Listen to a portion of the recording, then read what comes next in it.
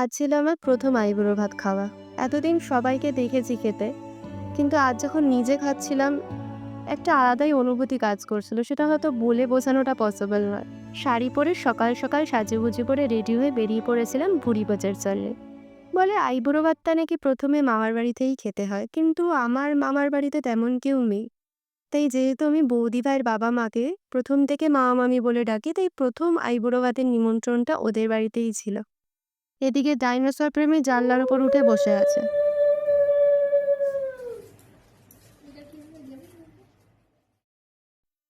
এত অ্যারেঞ্জমেন্ট, এত সব কিছু, এত রান্নাবান্না, মানে সব কিছুই আমার পছন্দের।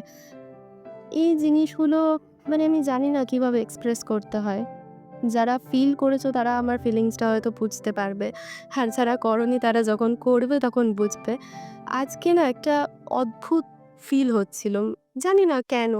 খুব কান্না পাচ্ছিল, খুব ইমোশনাল লাগছিল। সবথেকে বড় কথা, মানুষগুলো আমার জন্য এতটা করেছে, এতটা স্পেশালভাবে আমার দিনটা সেলিব্রেট করেছে। আমি সত্যি অনেক, অনেক লাকি যে আমি এরকম একটা ফ্যামিলি পেয়েছি। আজকের দিনটা যতটাই সুন্দর ছিল ততটাই ইমোশনালও ছিল।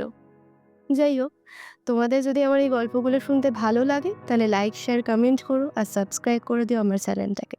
টাটা।